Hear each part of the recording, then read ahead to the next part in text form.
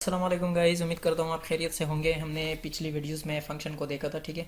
तो आज हम शुरू करने वाले हैं एरे, ठीक है। कोटलैंड में एरे को समझने के लिए मैं सबसे पहले एरे के बारे में थोड़ी सी डेफिनेशन दूंगा कि एरे क्या होता है, ठीक है।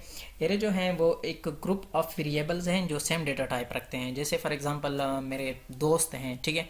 अगर मेरे 10 दोस्त हैं, उनके नाम को मैंने अगर यहाँ पे लिखना है तो मैं हर नाम के लिए एक वेरिएबल क्रिएट करूँगा, ठीक है।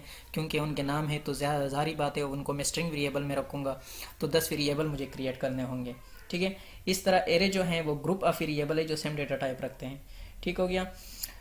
और एरे जो है उसको दूसरे अल्फाज में कलेक्शन ऑफ रिलेटेड आइटम भी कहा जाता है, ठीक है। तो एरे की डिक्लेरेशन और इनिशियलाइजेशन के बारे में हम देखेंगे कि एरे को किस तरह जो है हम डिक्लेयर और इनिशियलाइज कर सकते हैं, ठीक है। मैं यहाँ पे लिख रहा हूँ डिक्लेरेशन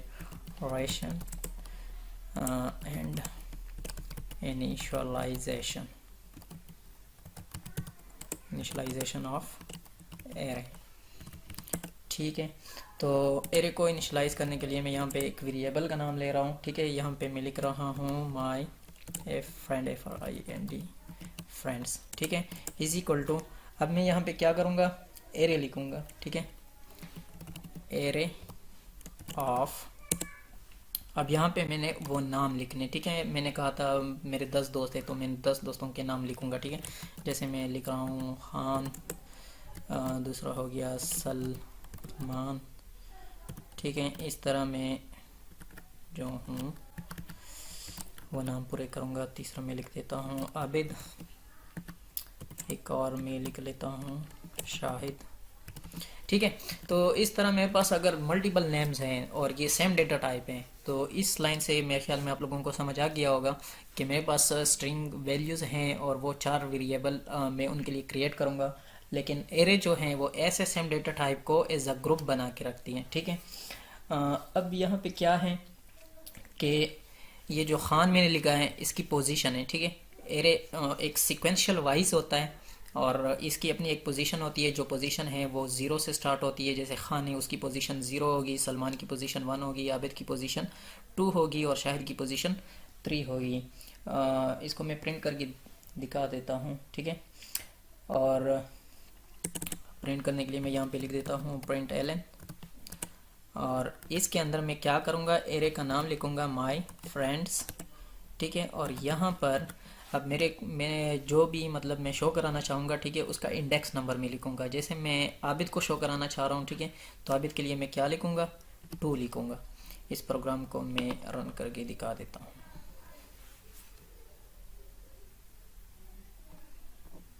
जी हाँ दोस्तों, आप देख सकते हैं यहाँ पर आबिद जो है वो प्रिंट होके आ गया है। अगर मुझे कोई और प्रिंट करना है, जैसे मैं खान को प्रिंट करूँगा, ठीक है, उसकी जो पोजीशन है वो 0 है, तो यहाँ मैंने 0 कर दिया और यहाँ से मैं प्रोग्राम को रन करता हूँ तो यहाँ पर आबिद की जगह खान आ जाएगा क्योंकि पोजीशन 1 पे 0 पे जो है वो हमारे पास खान आ रहा है, ठीक है। और अगर मैंने बाई हैंड यहाँ पे पोजीशन तो मैंने बता दिया ना कि इसकी पोजीशन 0 है, ये 1 2 और 3, ठीक है। अगर मैं यहाँ पे कोई रॉन्ग नंबर दे दूँ, जैसे मैं यहाँ पे लिख दूँ 5, अब 5 पोजीशन पे तो हमारे पास कुछ भी नहीं है, ठीक है। इसको मैं रन कर रहा हूँ तो ये पोजीशन 0 1 2 3, ठीक है, और मैंने 5 यहाँ पर दे दिया तो ये जो है उन्होंने एरर दे दिया है। और एरर जो है वो एक्सेप्शन इन थर्ड मैन क्या कह रहा है कि array index out of bounds exception. तो यहाँ पर जो है वो एरे जो है वो आउट हो रही है, ठीक है, कंट्रोल से बाहर हो गई है क्योंकि यहाँ पे जो हम पोजीशन दे रहे हैं उस पोजीशन पे तो कुछ है भी नहीं। अच्छा, दूसरी चीज़ यहाँ पर मैं जो बताने वाला हूँ कि एरे में अगर मैंने किसी नाम को रिप्लेस करना है, ठीक है, replace replace a position value, ठीक है। अब मैं चाह रहा हूँ कि सलमान की जगह मैं कुछ और कर दूँ, तो सलमान की पोजीशन जो है मैं लिखूँगा माई फ्रेंड्स पोजीशन, उसकी क्या है, सलमान की 1 पोजीशन है, ठीक है, इज इक्वल टू सलमान की जगह मैं यहाँ कर रहा हूँ शाहरुख खान को, ठीक है। और यहाँ पे जब मैं प्रिंट करूँगा ना, ठीक है, 1 को, तो सलमान के बजाय शाहरुख आना चाहिए, ठीक है। प्रोग्राम बिल्ड हो रहा है और यहाँ पे शाहरुख आ चुका है। ठीक है, इसको चेक करने के लिए जो मैंने डिबगिंग का तरीका बताया था, आप यहाँ गटर पे ब्रेक पॉइंट लगा दें और इस प्रोग्राम को एज अ डिबग में रन कर दें। ठीक है, तो आपको सारी चीज़ें क्लियर नज़र आ जाएगी और जो मैं बताना चाह रहा हूँ वो बातें भी क्लियर हो जाएगी। जी हाँ, डिबगर यहाँ पे आ चुका है। उसके लिए F7 या ये जो निशान आपको दिख रहा है स्टेप इनटू, इस पर आप क्लिक कर दें। ठीक है, अब पहले वाला लाइन जो था वो रन हो चुका है। ये हमारे पास एक एरे है जिसका नाम है माई फ्रेंड, आप यहाँ नीचे देख सकते हैं। उसके अंदर स्ट्रिंग की वैल्यू आ रही है, उसमें 4 वैल्यूज़ हैं। आप इसको देखने के लिए यहाँ पर क्लिक कर दें। ठीक है, तो ये देखिए जो पोजीशन में कह रहा था कि पोजीशन 1 पे खान है, सॉरी 0 पे खान है, 1 पे सलमान है। ठीक है, अब यहाँ पर देखिए सलमान आ रहा है। ठीक है, क्योंकि यहाँ पर सलमान है, लेकिन अब ये दूसरा लाइन जो एग्जीक्यूट होगा तो वहाँ पर सलमान की वैल्यू जो है वो चेंज हो जाएगी शाहरुख। ठीक है, अब ये आप देख सकते हैं। ठीक है, उसके बाद अगर मैं नेक्स्ट कर दूँ तो कंसोल में जो है ये लाइन प्रिंट हो जाएगी। वो लाइन जो है यहाँ पे प्रिंट होके आ चुका है। ठीक हो गया। अब ये तो हुआ कि एक स्ट्रिंग एरे है। ठीक है, हमने अगर कोई और डेटा टाइप के एरे लेने हैं, ठीक है, जैसे मैं इसको रिमूव कर देता हूँ। ठीक हो गया, ये ब्रेक पॉइंट मैंने हटा दिया। अब यहाँ पे मैं क्या करने वाला हूँ कि मैं एक फिर से एक वेरिएबल का नाम मैं ले रहा हूँ। ठीक है, मैं लिख देता हूँ टेम्परेचर ऑफ डेज। ठीक है, temperature of days is equal to, यहाँ पे मैं लिख रहा हूँ एरे ऑफ। ठीक है, इसके अंदर मैं वैल्यू दे देता हूँ 22, 20, 34, इस तरह मैं रेंडमली कुछ वैल्यू दे देता हूँ। ठीक है, अब यहाँ पर ये वैल्यू मैंने दे दी है। ठीक है, इसका टाइप बाय डिफ़ॉल्ट जो पहले वाला एरे था उसका टाइप तो स्ट्रिंग था। अब ये एरे जो हैं बिल्कुल सेम उसी तरह है, लेकिन मैंने अंदर जो पैरामीटर में वैल्यूज़ है उनको चेंज कर दिया। ठीक है, इसको चेक करने के लिए कि ये किस डेटा टाइप की होगी, आपने प्रिंट शिफ्ट P दबाना है। ठीक है, तो ऊपर आप देख सकते हैं कि यहाँ पे इंट आ रहा है। अगर यहाँ पे मैं वैल्यू कुछ और, यहाँ पे मैं अब कोई खान लिख देता हूँ। ठीक है, तो अब आगे की वैल्यू जो है वो तो इंटीजर है, लेकिन लास्ट में एक वैल्यू जो है वो स्ट्रिंग है। अब मैं इसको चेक कर लेता हूँ, तो अब टाइप आ रहा है एनी। एनी का मतलब होता है कि कोटलन में जो भी जितनी भी डेटा टाइप्स हैं वो रेंडमली खुद यहाँ पर आते जाएंगे। ठीक है, हमने टाइप जो है वो स्पेसिफाई नहीं करना पड़ता। इसी तरह अब इसके अंदर कुछ कोई भी वैल्यू दें तो वो ऑटोमेटिकली इसको एडजस्ट कर लेगा। ठीक हो गया।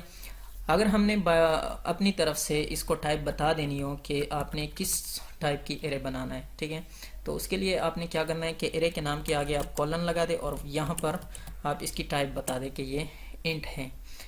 लेकिन ये वेरिएबल की तरह काम नहीं कर रहा। ठीक है, मैंने यहाँ पे इंट तो लिख दिया, जैसे हम वेरिएबल के आगे इंट लिख देते थे तो उसका टाइप चेंज होता था, लेकिन ये एरे है और इन्होंने यहाँ पर जो है एरर क्रिएट कर दिया। तो इसके लिए हम क्या करेंगे कि आपने कैपिटल ए एरे लेना है। ठीक है, और लेस देन का साइन लगाना है और ग्रेटर देन का साइन, उसके बीच में आपने इंट लिख देना है। ठीक है, तो ये एरे जो है ये हमने यूज़र डिफाइन एरे हैं और इसको हमने टाइप जो है पहले से बता दिया कि आपने इंट में लेना है। अब इस एरे को अगर मैं यहाँ पे कोई स्ट्रिंग वैल्यू दूंगा तो ये गलत हो जाएगा। ठीक है, फ़ौरन इसने एरर दे दिया क्योंकि मैंने इसको टाइप बता दिया है कि ये इंट एरे हैं। ठीक हो गया। इस तरह अगर मैं एक और एरे प्रिंट करना चाहूँ, जैसे मैं लिख देता हूँ वॉल गैस प्राइस। ठीक हो गया। तो अब ये एरे जो हैं इसमें मैं लिख देता हूँ एरे ऑफ, यहाँ पे मैं कुछ फ्लोट वैल्यू दे देता हूँ 3.4.56 इसी तरह। ठीक है, तो अब ये एरे जो हैं बाय डिफ़ॉल्ट अगर मैं इसको चेक करूं तो ये जो है डबल टाइप कोट आ रहा है। सही है, अगर बाय डिफ़ॉल्ट इसको मैं यहाँ पे डेटा टाइप बता दूं तो उसके लिए मैं क्या करूँगा, एरे लिखूँगा और इस ब्रैकेट्स के अंदर मैं इसकी टाइप लिख दूँगा। ठीक है, मैं डबल बता रहा था, मैं इसको फ्लोट कर रहा हूँ। ठीक है, फ्लोट जब जैसे मैंने किया तो ऊपर वाला और ये नीचे वाला सेम ही है, लेकिन यहाँ पे एरर क्यों आ रहा है, जैसे फ्लोट का मैंने बता दिया था कि इसके साथ जो है लास्ट में एफ लगाया जाता है या इसकी टाइप आप चेंज कर दें। ठीक है, तो एरर हट चुका है। अब डिक्लेरेशन और इनिशियलाइजेशन जो है एरे की वो मैं बता देता हूँ। ठीक है, ये सेम ही है इसी तरह, उसमें कुछ ख़ास तो नहीं है, लेकिन जो मेथड है डिक्लेयर करने का, वो यही है। जैसे मैंने यहाँ पे कीवर्ड लिखा, वाल लिखा, उसके बाद आप एरे का नाम लिखेंगे, ठीक है। मैं यहाँ पे नेम लिख रहा हूँ कि आप एरे का नाम लिखेंगे और फिर इक्वल साइन लगाएंगे, ठीक है। अगर टाइप आपने बतानी है, ठीक है, तो यहाँ पर मैं टाइप बता देता हूँ, ठीक है। मैं लिखूँगा एरे और टाइप में यहाँ पे बताऊँगा कि मैं किस टाइप की एरे क्रिएट कर रहा हूँ, ठीक है। आपने यहाँ पे वो टाइप लिख देनी है, जैसे मैं इंट लिख रहा हूँ। और उसके बाद मैं पहले से जो पोजीशन ऊपर हम ले रहे हैं, ठीक है, इसमें आप जो भी वैल्यू दे यहाँ पर आप दे सकते हैं, जितने भी आर्गूमेंट आपने पास करने हैं पास कर सकते हैं। लेकिन अगर मैं यहाँ पे पहले से इसकी पोजीशन डिफाइन करूँ, ठीक है, तो यहाँ पे मैं फ़िलहाल लिख रहा हूँ 5। तो इस एरे की साइज़ जो है वो 5 होगी, उसके अलावा आप इसमें और वैल्यू नहीं दे सकते, ठीक है। उसके बाद ये करली ब्रेसेस के अंदर मैं ज़ीरो लिख रहा हूँ। तो ज़ीरो का मतलब ये है कि इसकी बाय डिफ़ॉल्ट जो इनिशियलाइजेशन वैल्यू होगी एरे की, ठीक है, वो ज़ीरो होगी। उसके बाद मैं यहाँ पे क्या करूँगा कि इस एरे के पोजीशन को प्रिंट करूँगा। जैसे मैं लिखा नेम और उसकी पोजीशन 0 पे या 1 पे मैं कुछ वैल्यू असाइन कर देता हूँ, ठीक है। जैसे इंट टाइप की है तो मैं यहाँ पे 30 लिख देता हूँ, ठीक है। और अगर कुछ दूसरे पोजीशन पे कुछ देना है तो यहाँ पे मैं 3 लिख लेता हूँ, ठीक है। और उसकी वैल्यू में दे देता हूँ 90, ठीक है। उसके बाद क्या करेंगे, प्रिंट ln कर देता हूँ या प्रिंट कर देता हूँ। और यहाँ पे मैंने एरे का नाम लिखना है, नेम और पोजीशन बताना है, ठीक है। तो मैंने ऊपर 2 पोजीशन बनाए हैं, ठीक है। जैसे 3 पोजीशन को मैंने वैल्यू वहाँ पर दे दिया है 90। अब मैं इस प्रोग्राम को रन कर लेता हूँ।